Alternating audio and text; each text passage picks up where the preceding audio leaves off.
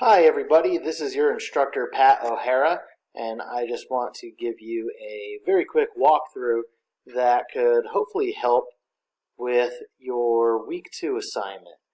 This is the first paper that you're writing this term. It's a source analysis paper, and I know sometimes that writing a new type of paper could cause some anxiety, or even turning in a paper for a different class could cause some anxiety. So the first thing to do whenever you start to write any paper is to check out the rubric. And if we go from the main part of our course menu, to learning modules, then select module 2. This could bring us to a spot where we will find our rubric.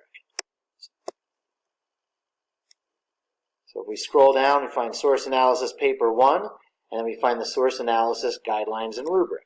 Before I click on that, I just want to show that also, if we were to go to the table of contents, you could find a quick link that will take you to all of the rubrics for the class.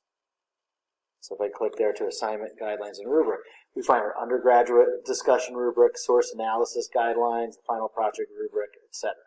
So here I'm going to click on the source analysis rubric, and this will bring up the document.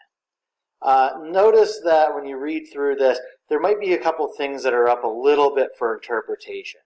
It says students will choose 2 sources that are assigned reading or from the supplemental module resources and compare and contrast the validity of each source. Students will write a source analysis paper that includes a 1-page summary and analysis of each source. So essentially what you need to do is choose 2 sources from the course. They could be anything besides the course text written by brands. And I encourage you to choose primary sources because it will make your comparison a little bit easier. And I encourage you to choose 2 similar sources because comparing apples and apples is a lot easier than comparing apples and oranges. The guidelines of this will, or if we scroll down, we see that the rubric shows us specific guidelines. You're graded on context, right? Your ability to analyze the context of each source. You're graded on your ability to summarize the content of each source. And you're graded on your ability to analyze the content of each source. Now, this is where I find that some students run into problems, is with the analysis category of the rubric. You're choosing 2 sources, and some students interpret the instructions of this assignment as, I take each source and write a separate 1-page paper on it. Now, if you do that, it makes it a little problematic to demonstrate a proficient or exemplary level within the rubric. And the reason for that is if you look at the language for proficiency, it says that your analysis demonstrates the source's relation to each other and to the course concepts.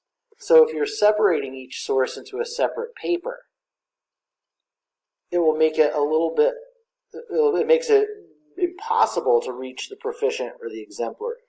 The idea is you want to have an introduction that provides a little bit of background information, that's your context. You want to have a summary of your first source, some analysis of your first source, a summary of your second source, and an analysis of your second source. Then end with a conclusion that clearly shows how the sources relate to each other and how they relate to course concepts regarding the Cold War and post-1945 history.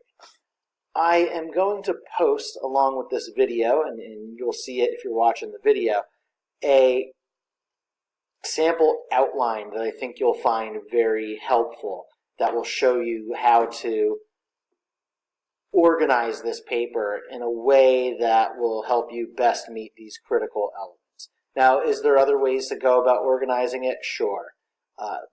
The outline I've developed, though, just gives you one example of a way in which you could organize that will guarantee that you hit these critical elements. Another area where people tend to lose points, and maybe because it's on the separate page, is regarding citations. I posted an announcement last week regarding Chicago Manual of Style, and I know that some of you are more used to APA style, some of you are used to MLA. As an education major as an undergrad, and a history major as a graduate student, I've bounced between APA in Chicago style my whole career. So since this is a history course, we use Chicago Manual of Style, and since that's written right into the language of the rubric, it's important that you use that style, or at least give it an attempt on this first paper. And I'll surely provide some tips if you're not hitting proficient or above regarding using that manual of style. Again, go back to week 1.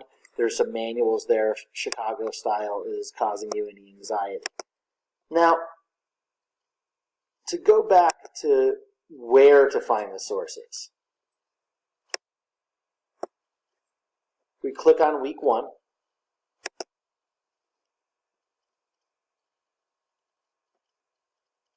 The first link on the week 1 includes links to multiple different sources.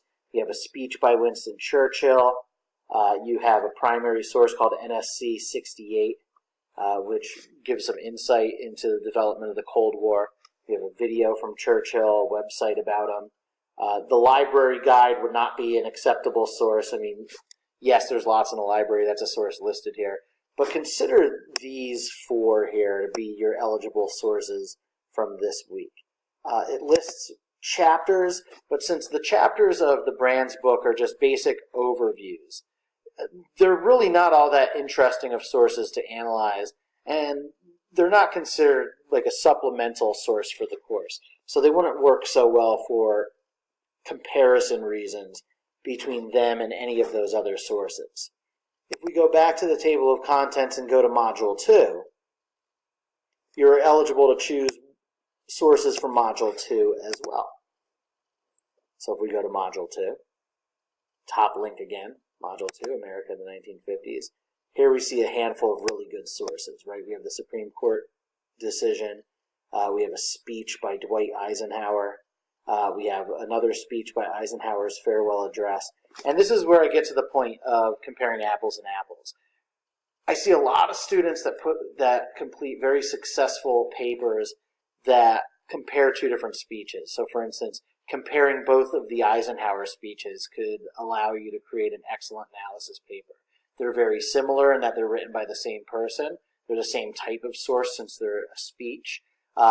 They're separated by nearly 8 years, which means that you get to track how a single author's opinions and perspective have changed during that time. So it makes for a pretty easy comparison. I've seen other students do comparisons of one of the Eisenhower speeches with the speech by Winston Churchill. Again, they're 2 different authors in this case, but still similar types of sources. Makes it a little bit easier than, say, if you were to compare this website on Herb Block, who was a famous cartoonist of the time, political cartoonist, with the Supreme Court Brown v. Board of Education decision. Not that that's an impossible task, and I've seen some excellent papers on it, but making those connections between how they relate to each other isn't as obvious as making the connections between how 2 speeches on the Cold War relate to each other.